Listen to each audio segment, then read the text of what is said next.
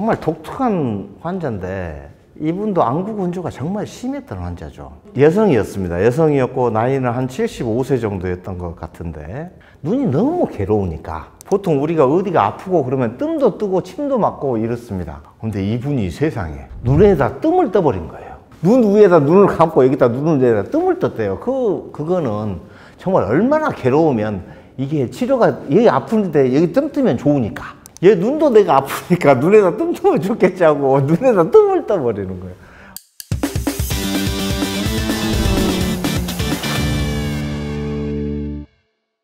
안녕하세요. 세상연구소 구독자 여러분, 인다라 한의원 대표원장 한의학 박사 김영삼입니다.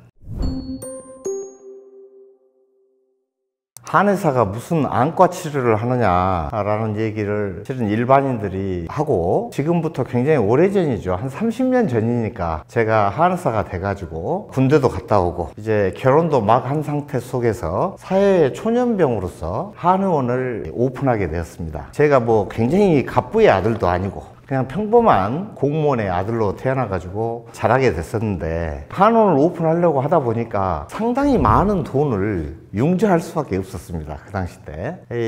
근데 이 융자라고 하는 게 빚 아닙니까? 이렇게 갚아야 되는 것이 마음에 항상 있다 보니까 환자를 최선을 다해서 치료를 해드리고 이렇게 해드려야겠다는 마음은 항상 있음에도 불구하고, 또 마음 한편으로는 이 채무에 대한 그런 부담들이 상존하는 상황이었습니다.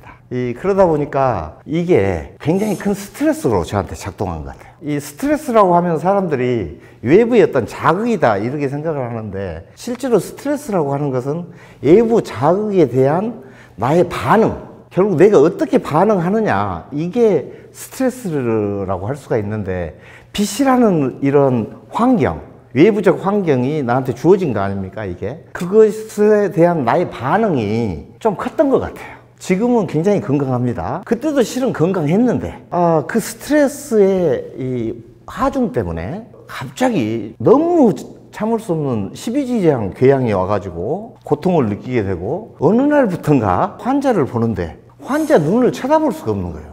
아니, 환자 눈을 쳐다보면서 얘기를 해야 뭔가 신뢰성이 있는 것 같고 확신도 이렇게 드릴 수가 있고, 그러는데 환자 보면서 설명을 하려고 하면 내 눈이 막 아득해져 가지고 나도 모르게 눈을 이렇게 돌려서, 환자는 앞에 계시는데 이렇게 눈을 돌려가지고 그러니까 하면서 설명을 하고 있는 모습인 거죠. 이거 해결을 해야 되겠는데 하고 이제 눈의 문제니까 한방도 안과, 동의보감에 보면 안과 파트가 있습니다. 그래서 안과 파트에 대한 모든 증상들이 어떻게 나오고 치료는 어떻게 하고 하는 것들이 쭉 수록이 돼 있죠. 그런 안과 파트의 책들을 다 찾아보면서 내 지금 현재 눈의 증상, 상대방 눈을 쳐다보면 눈이 너무 아득하고 쳐다볼 수가 없고, 그 다음에 눈에서 간혹은 막 불이 나는 것 같은 그런 느낌, 화끈거림, 뭐 이런 것들이 있어서 대체 이거를 어떻게 치료해야 될까 해가지고 안과 관련 서적을 찾아서 약도 처방해서 달여서 먹어도 보고 침도 내 몸에 놔보기도 하고 이렇게 하면서 치료를 하는데 전혀 치료가 안 되는 거예요.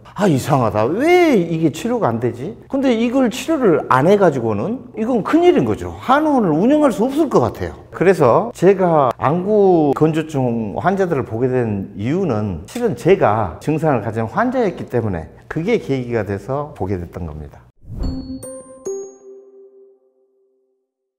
좀 전에 얘기했던 그거는 급성 눈피로, 저는 안구 건조가 아니었습니다. 급성 눈피로 증상이었어요. 근데 이 급성 눈피로가 오랫동안 누적이 되면 만성 눈피로에 빠지게 되고, 이 만성 눈피로 상황 속에서 시간이 계속 가면 그 뒤에 발전되는 게 만성 안구 건조입니다. 그래서 안구 건조 환자는 급성은 없습니다. 전부 다 만성인 거죠. 이렇게 시간이 걸려서 발생하는 거고, 보통 눈이 피로하면은 일반 사람들은 내가 피곤해서 그렇지 하면서 별도로 치료하지 않습니다. 그런데 이게 시간이 10년 이상, 눈피로가 10년 이상이 지나면, 경우에 따라 15년 이상 눈피로를 갖게 되면 하루 종일 눈이 피로한 상태가 되는데, 그 눈피로한 상태 속에서 이제 안구 건조로 진행되는 겁니다. 안구 건조 증상의 굉장히 일반적인 증상을 얘기해 드리면 뻑뻑하다라고 표현을 합니다. 그 다음에 눈에 뭔가가 있다, 이물감을 표현을 하죠. 가장 많이 얘기하는 것 중에 하나가 통증입니다. 통증.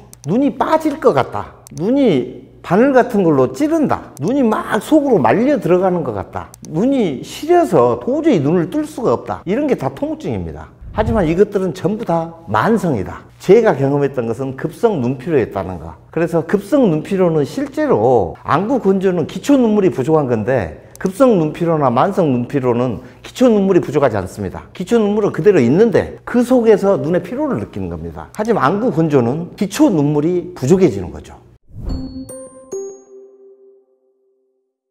실은 안구 건조로 인해서 시력 감퇴가 일반적으로 그런 경우는 없고요. 말기에 가까울수록, 중기부터 말기에 가까울수록 눈을 뜨는 게 너무 힘듭니다. 눈을 뜨는 게 너무 힘들기 때문에 눈을 감는 게 편하기 때문에 누구나 그런 상황이 되면 눈을 감고 싶어집니다. 그래서 눈을 감게 됩니다. 눈을 감는 것을 생활화하게 되면 이제 더 이상 내가 눈을 내 자력으로 뜰 수가 없습니다. 근육의 힘이 눈에 근육들이 있는데 계속 감고만 생활하다 보니까 눈을 뜰 수가 없어서 자기 손으로 눈을 이렇게 뜨지만 바로 눈이 다쳐버리죠. 그래서 그런 환자가 있었죠. 제가 한 4명 정도 그런 환자를 본 적이 있습니다. 부산에서. 심각한 케이스 중에는 대구에서 본 체험이 있는데 눈에서 꿀물이 난다는 겁니다. 눈에서 꿀이 나온다고 하는데 그때 당시에는 제가 안구 건조에 관련된 책을 지금 2권 정도 썼는데 실은 제가 봤던 책에 그런 얘기들이 나오지를 않아요. 이게 찾아봐도. 그래서 대체 이게 뭔 말일까 그랬는데 나중에 지나서 보니까 이 안구 건조는 기초 눈물이 부족한 건데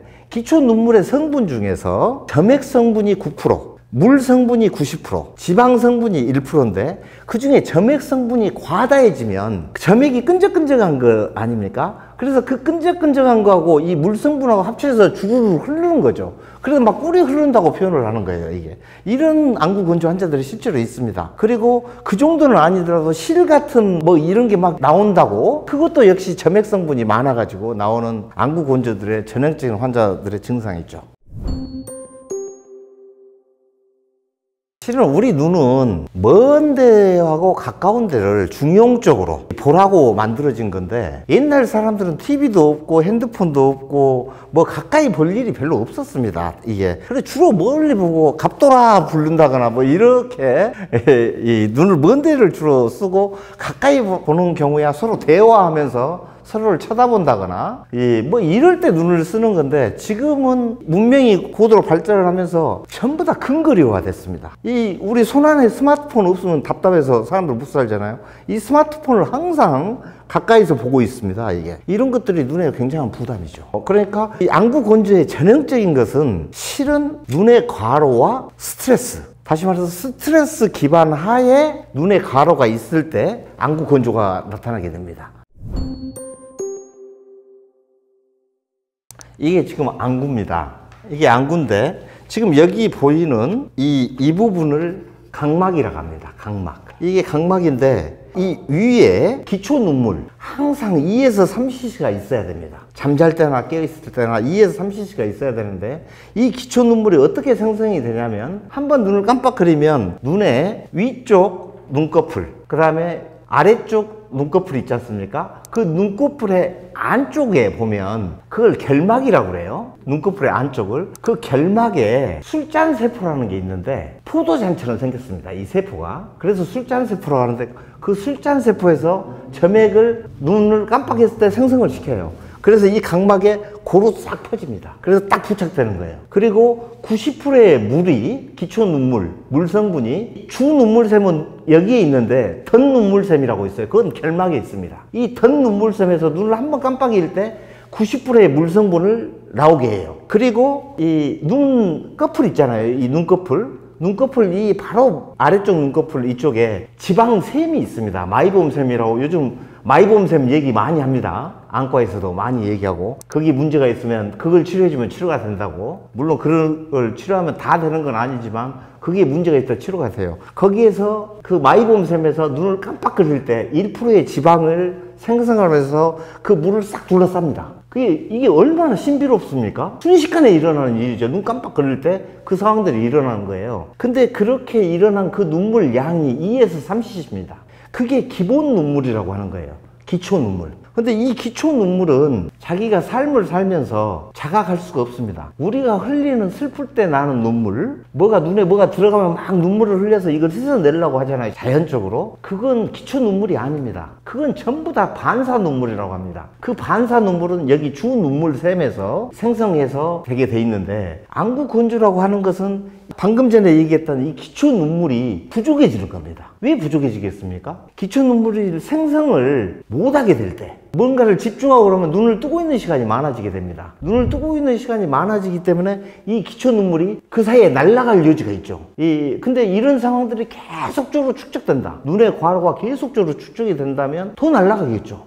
눈의 과로 상황이 그 기초 눈물을 휘발도 되게 하고, 이게 생성이 부족해서 안구 건조가 될 수도 있지만, 실은 눈 뜨는 시간을 너무 과로하게 해서 안구 건조가 나타날 수 있다는 거고, 또 아까 얘기한 대로 9%는 점액 성분, 90%는 물 성분, 1%는 지방 성분이라고 했는데, 이 성분들의 부조화가 일어날 수 있어요. 예를 들어서 9%였던 점액이 15%가 돼버렸다. 그러면 점액이 많아진 거 아니겠습니까? 혹은 9%였는데 한 3%만 점액이 나온다 라고 하면은 이게 달라붙지를 못하고 그냥 바로 코 눈물관으로 물이 빠져나가 버리겠죠. 그 다음에 지방이 1%가 있어야 되는데 지방이 1%가 안 되게 생성이 돼 버린다. 그러면 금방 휘발돼 버리는 거예요, 눈 뜨고 있을 때. 그래서 눈이 건조해질 수밖에 없는 거죠. 그런데 중요한 것은, 제가 이거 지금 눈에 대해서만 얘기를 지금 하고 있는데, 실은 가장 중요한 것은 스트레스가 주 원인이라는 겁니다. 스트레스는 뭐냐? 외부 자극에 대한 나의 반응, 즉 반응이 스트레스입니다. 내가 30이라는 외부의 자극을 받았는데 내가 반응을 30으로 하면 스트레스는 30입니다. 근데 반응을 100으로 할 수도 있어요. 200으로 할 수도 있고. 저 사람이 나를 화나게 한 게 30 정도 화나게 할 자극을 줬는데 내가 화나는 것을 100 정도로 화낼 수도 있잖아요. 그럼 그 사람은 스트레스가 100이 되는 겁니다. 즉 스트레스가 많다라고 하는 것은 내 반응치가 높다라는 거죠. 제가 처음 얘기할 때 급성 눈피로, 만성 눈피로 얘기를 했는데, 저희가 스트레스 때문에 급성 눈피로가 왔었잖아요. 근데 만성 눈피로는 그 스트레스가 지속적인 겁니다. 잠깐 온 스트레스는 별 문제가 안 되죠. 이게 계속 지속적으로 온다는 거. 그 다음에 이 스트레스가 내가 통제 불가능하다는 거. 내가 통제할 수 있는 거면 별 문제가 되질 않죠. 근데 내가 이 상황은, 어떤 상황이 딱 발생을 하면 그 상황은 내가 통제가 불가능해요. 그게 영향을 딱 받아가지고 반응이 굉장히 높아져 버릴 수가 있어요. 그러면 스트레스가 높아지겠죠. 그건 사람마다 틀릴 수 있습니다. 사안에 따라 틀릴 수도 있고. 그런데 현대인들은 복잡하다는 인물에서 하고자 하는 일들이 많습니다. 비교의식도 많고. 그래서 내가 원하는 일이 있고 희망하는 일들이 있는데 그 희망하는 일들이 이루어지지 않잖아요. 그러면 어떻게 되겠습니까? 화가 납니다. 걱정도 되지만 화가 날 수 있어요. 이런 화가 나는 거, 이 화가 나서 나는 데다가 눈을 또 쓸 수밖에 없어요. 현대인들 다 눈을 쓰면서 살아야 되니까 눈을 과로 환경이 겹칩니다. 화를 내면 한의학적으로 간을 상한다고 하고 기가 위로 올라간다고 합니다. 화가 굉장히 강한 화가 나고 누적된 화가 되면 간 화가 생성이 되고, 이 간의 화기는 눈으로 올라갑니다. 눈으로 올라가서 눈의 화기를 느끼게 돼요. 저희가 느꼈던 그런 것처럼. 그리고 스트레스 때문에 오는 현상이죠. 만성적인 건 뭐냐? 이 화기가 끊임없이 그 뜨거운 기운이 눈물을 말려버릴 수 있어요. 뜨거운 기운은 우리가 불 끓이면 마르잖아요. 그렇게 해서 마를 수가 있는 거죠. 한의학적으로 설명하자면. 정말 독특한 환자인데, 이분도 안구 건조가 정말 심했던 환자죠. 여성이었습니다. 여성이었고 나이는 한 75세 정도였던 것 같은데, 눈이 너무 괴로우니까 보통 우리가 어디가 아프고 그러면 뜸도 뜨고 침도 맞고 이렇습니다. 근데 이분이 세상에 눈에다 뜸을 떠버린 거예요. 눈 위에다 눈을 감고 여기다 눈에다 뜸을 떴대요. 그거는 정말 얼마나 괴로우면, 이게 치료가 여기 아픈데 여기 뜸 뜨면 좋으니까, 얘 눈도 내가 아프니까 눈에다 뜸 뜨면 좋겠지 하고 눈에다 뜸을 떠버리는 거예요. 그래가지고 어떤 현상이 생기냐면 그냥 매 순간 눈이 찔른답니다. 바늘로. 그 일이 있은 뒤로. 그런 환자를 치료했던 경험이 있네요. 좀 어려웠던 환자였습니다. 그 원인은 뜸 요인이 가장 컸을 것 같아요. 그렇지 않아도 안구 건조한 상황이었는데 안구 건조는 화기가 올라와서 누적적인 화기 때문에 문제가 되는 건데 그 화기에 또 화기를 겸해서 충격을 줬으니 이게 그러게 됐겠죠. 눈을 뜨지 못했던 환자, 아들하고 같이 왔었는데 제가 진료하면서 눈을 한번 떠보세요 했더니 못 뜬다고. 아니 그래도 어떻게든 한번 떠보세요 라고 하니까 이렇게 하다가 안 된다고 이랬던 분이 있어요. 근데 이분은 시력이 없는 건 아니에요. 시력은 있는데도 불구하고 눈을 뜰 수가 없었던, 그래서 안구 건조가 정말 심해지면 시력은 있더라도 거의 실명 상태나 똑같은 그런 상태가 될 수가 있고, 눈 피로나 안구 건조라는 증상에 기반하에 다른 눈의 증상들이 생겨날 수가 있습니다. 결막염도 안구가 건조한 사람한테 자주 오고, 각막염도 마찬가지고, 모든 눈의 병상, 포도막염이든 뭐든 다 안구가 건조한 사람들의 기반하에서 나오는 병적인 상황들입니다. 가장 기본이 되는 병일 수 있어요. 저한테 찾아온 환자는 쉬운 환자는 없었던 것 같습니다. 왜 그러냐면 여러분도 생각을 해보세요. 일단 눈이 안 좋으면 눈 피로 정도는 안과에도 안 갑니다. 제 체험에는 10년 정도 눈이 필요해서 하루 종일 눈이 필요해도 좀 쉬면 좀 덜한 것 같으니까 안 갑니다. 그런데 언제 안과에 처음 가느냐? 눈이 뻑뻑하면서 이물감 정도가 생겼을 때 안과에 갑니다. 그러면 한 15년 벌써 된 겁니다. 눈에 통증이 그러다가 어쩌다 한번 찌르는 듯한 통증이 경험이 되면은 이건 안과에 가봐야 되겠는데, 이렇게 통증 정도가 나타나야 안과에 찾아갑니다. 제가 한의원에 찾아오겠습니까? 그런 환자들이 한 명도 찾아온 적이 없습니다. 저한테 찾아오는 환자들은 안과를 다 거치고, 안과도 한 군데가 아니고 대여섯 군데를 대부분 거쳤다가 도저히 어떻게 할 방법이 없는 상황일 때 어떻게 인다라 한의원에 인연이 닿아가지고 오시게 돼서 치료를 한 케이스들이죠. 전부 다. 그러니까 간단한 환자들은 없었죠.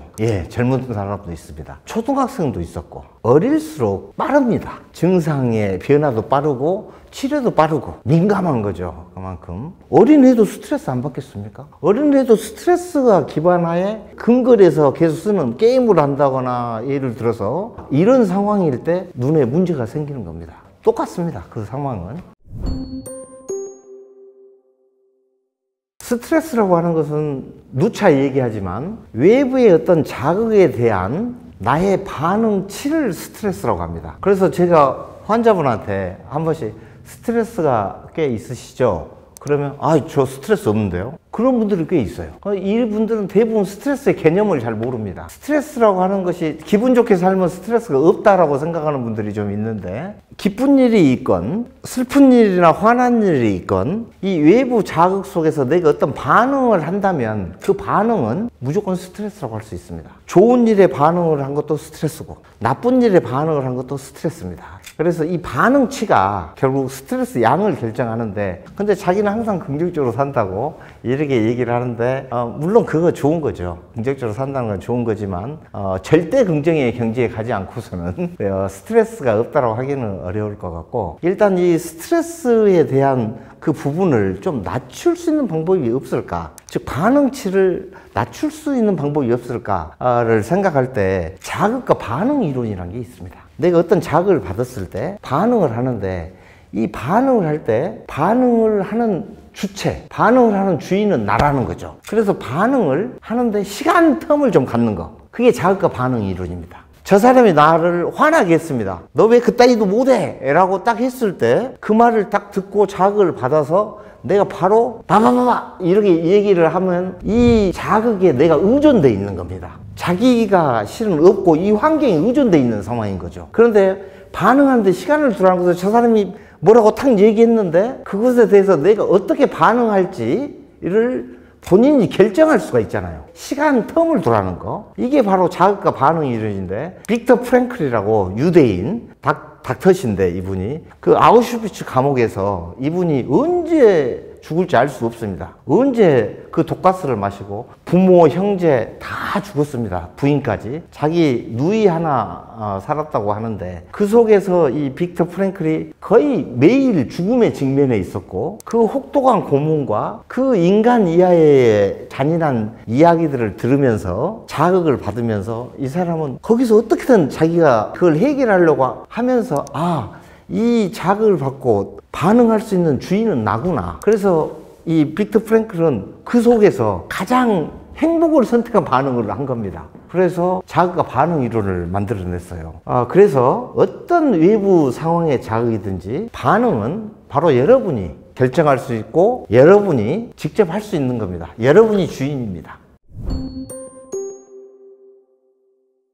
일단은 스트레스 자극의 반응에 대한 그 수치를 낮추라는 거. 그 다음에 눈 운동이 있어요. 눈 운동. 근데 보니까 많은 유튜버들이 눈 운동에 대한 것을 해주고 있습니다. 제가 얘기를 안 해줘도 그건 다른 유튜버들의 그 내용을 보면 될 것 같고요. 시오라는 약이 있습니다. 시호. 제기동이나 경동시장에 가면 시오라는 약재가 있는데 이 시오라는 약재가 우리 간 기능을 소통을 원활히 하면서 울체된 기운을 풀어주는 좋은 약입니다. 시오라는 약하고 그 다음에 청궁이라고 아시죠? 청궁. 여자들한테 좋은 약이죠. 이 청궁이라는 약도 피를 순환되도록 하면서 생혈도 시켜주고 그러면서 통증을 그치게 해주는 역할도 있고 그래서 이 두 가지 약을 1:1 비율로 드시면 달여서 드셔도 되고 눈에 상당히 도움이 될 수 있을 것이다 라는 얘기를 해드립니다. 제가 쓰는 약에 그 두 성분이 들어가 있죠. 그리고 실은 눈에 관련된 약이 눈 피로나 안구 건조를 치료해 주지를 않습니다. 스트레스를 풀어주는 약이 그걸 풀어줍니다. 그래서 결국 치료의 근본 원인을 없애줬을 때 치료가 되는 것 같습니다. 그래서 스트레스가 진짜 중요하다. 그리고 지금 내가 스트레스가 없더라도 눈이 필요한 사람은 과거의 스트레스에 축적된 것이 지금 나타나고 있기 때문에 그건 치료를 해야 되는 거죠. 이 시대에는 정말 스트레스가 많은 시대입니다. 특히 우리나라가 자살률도 굉장히 OECD 국가 중에서 가장 높다고 하고 그 다음에 이 세계가 실은 돈의 세계입니다. 돈의 세계.